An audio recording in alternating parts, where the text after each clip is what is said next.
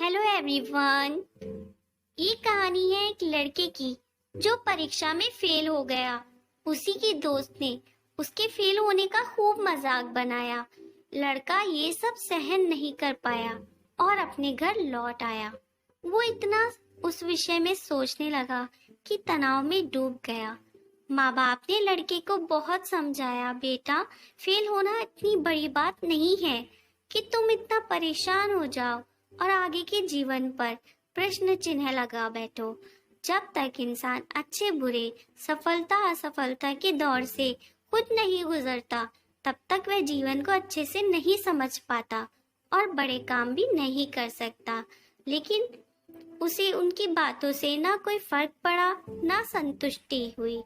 अशांति और निराशा में डूबा वह लड़का एक रात खुद को हानि पहुंचाने के इरादे से चल दिया।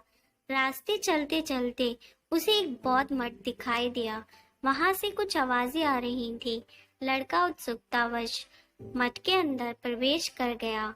मठ में एक भिक्षुक कह रहा था, बहता पानी दूषित क्यों नहीं होता? क्योंकि वे बहता है।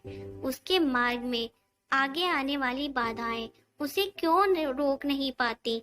क्योंकि वो बहता रहता है। पानी की वह एक बूंद झरने से नदी, नदी से महानदी और फिर समुद्र कैसे बन जाता है? क्योंकि वो बहता रहता है।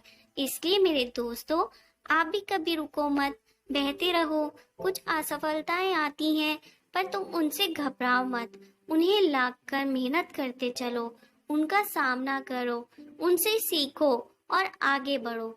बहता और चलना ही जीवन है।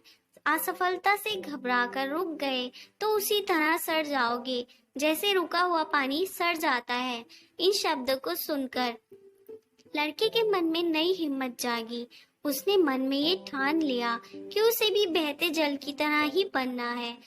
इसी सोच के साथ वह घर की ओर मुड़ गया। अगले दिन वह बिल्कुल बदल गया। उसमें जैसे नई ऊर्जा आ गई। उस दिन के बाद कोई भी मजाक या बाधा उसे आगे बढ़ने से नहीं रोक पाई। बाद में वह वियतनाम के राष्ट्र नायक हो ची मिन्ह के नाम से जाना गया। असफलता भी सफलता की ही सीढ़ी है। कभी हिम्मत न हारे, हमेशा आगे बढ़ते रहें।